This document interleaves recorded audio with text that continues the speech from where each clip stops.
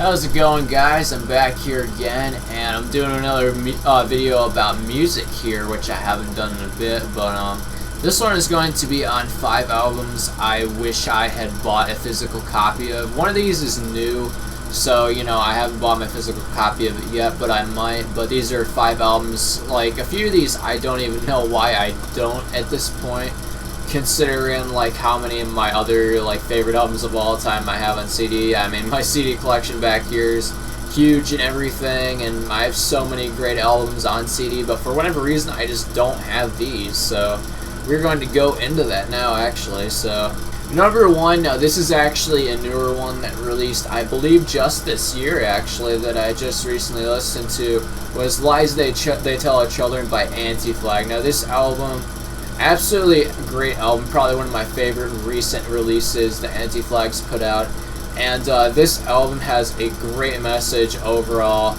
a message that, you know, I could probably get behind like 100%, you know what I mean, nowadays and everything, and is really relevant to the modern times and all that. Has a lot of lyrics, kind of like, you know, sort of like some of the other bands that are surrounding the circle, but they have a more modernized touch to it, of course, which I like that Anti-Flag's been doing over the past couple albums, is modernizing their sound a little bit and making it still full of lots of great meaning at the same time. And, you know, if you read the lyrics along with listening to it at the same time, it makes it a lot better too. And it's great even without listening, or without looking at the lyrics while you're listening to it, but if you do that at the same time, it just makes it so much better. It kind of does that with a lot of albums, you know, if you read the lyrics and listen to the album at the same time, it makes it better, but this one, it really does, for sure. If you, like, think about the energy and everything it brings, just overall a great album that I probably will end up getting the physical copy of at some point, but currently I don't, so that's why it's on the list. Number 2 is Last of the American Sharpshooters by Down by Law. Now, I haven't heard all the albums by this band, but I've heard a couple. I've heard Punk Rock Academy Fight Song and this album right here, and I must say this album was just great, you know what I mean? I think it was the first one they released on Epitaph, I could be wrong, but you know, this album was the first one I listened to by them, and I was blown away. You know, they had great melodies and everything, and even some crunching guitar riffs at times that were cool, which made it, you know, a unique style of both songs, which I really like about Down by Law really in general, is they can make a really melodic song and also kind of a harder song at the same time, and do them both very well. And a lot of their lyrics have messages that really make you think, you know what I mean? They're really in-depth on either, you know, personal feelings or society and everything like that, which I think is great to have in punk, and Down by Law definitely had that.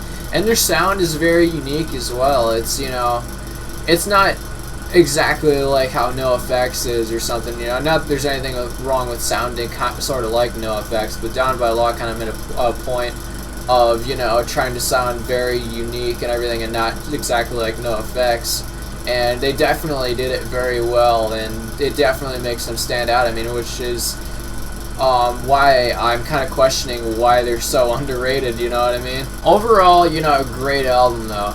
So number 3 is Cock Rock by Diesel Boy. Now this album has some great jokes in it and everything, and has some great energy to it. It's really raw as well. You can definitely tell that, you know, this is, you know, an album that was definitely like probably the first album they'd put out and everything. They'd kind of just started mastering their instruments and everything, but still they did a great job for sounding, you know, very raw and everything, and, you know, like kind of like almost that they just started mastering their instruments at the time, mastering singing or whatever. They still did it in a very good way, which, you know, is kind of hard to achieve sometimes, which is, you know, why I admire this album. And, you know, it has some great jokes in it about, you know, fucking, you know, your girlfriend getting drunk and, you know, throwing up on you or something and shit, which I think is funny. And, you know, songs like Groovy Chick are also pretty funny, and also they have a great sound to them at the same time, which I really admire about Diesel Boy, and I feel like they're kind of sort of an inspiration for Blink, maybe, I could be wrong. There are lots of bands that were doing this during the time, and I think this record was released in '93, I think. But they were probably an influence on Blink, I imagine, because I know Blink were fans of NoFX and everything, so it wouldn't surprise me if they were a fan of this band as well and took inspiration from them. But man, you know, they did some great jokes along with them, though, you know what I mean? Which is why this album was just, you know, a great and overall record along with having humor to it. Alright, and the fourth one here is Suffer by Bad Religion. How in the hell do I not have this record on CD? Beyond me.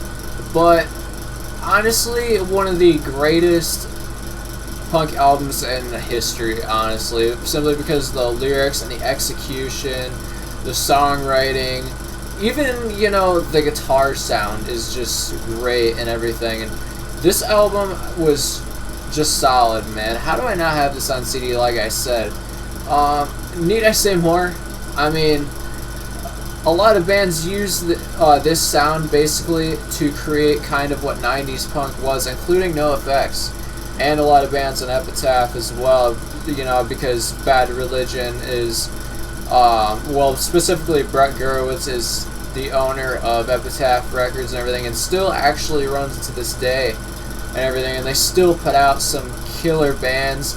Drain is one of the coolest bands I've probably heard from recently. Drag, even, that's also kind of recent. And this album is probably my favorite album by Bad Religion that they've ever released. I like a lot of their material, honestly. I've listened to a lot of it. They put out a lot of shit. They put out probably like 14 albums, I believe.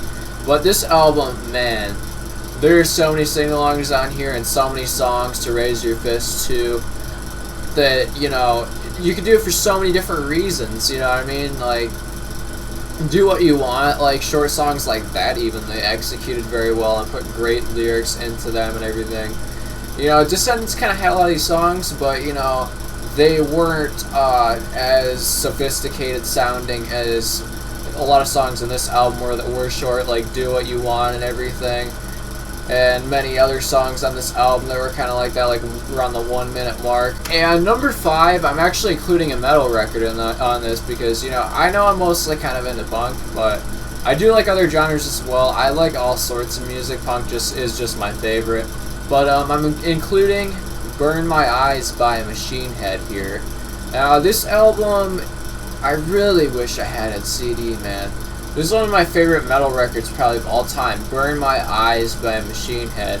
This one has so much aggression that I can just relate to on so many levels, considering the area I grew up in and everything, where, you know, they try to conform you into this church type of person sometimes. And, you know, this record totally just has my energy as that, man. And the song Davidian as well, which is one of the Machine Head's most known songs, is also in a game I played when I was a kid called MotorStorm Pacific Rift, which was honestly probably my favorite racing game of all time, I must say. I like Need for Speed a lot too, I'm not gonna lie. The MotorStorm Pacific Rift, holy shit, man, that game was fun to play, even online, earning all the vehicles and everything, and even getting the DLC tracks. The tracks in that game were so good. But anyways, I'm not going to go too off track on that.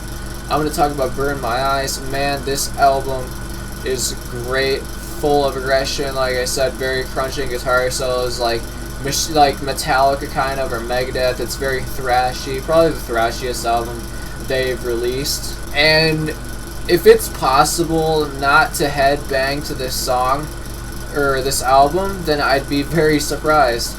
You know, because this song, or this album, I mean, is probably one of the most headbangable albums I've ever heard. And my hair is kind of growing out a little bit. It's almost down to my shoulders now, so I bet you I could headbang to this album right now. So, yeah. That is 5 albums that I wish I had a physical copy of, physically a CD. But yeah, let me know what your guys' are in the comments.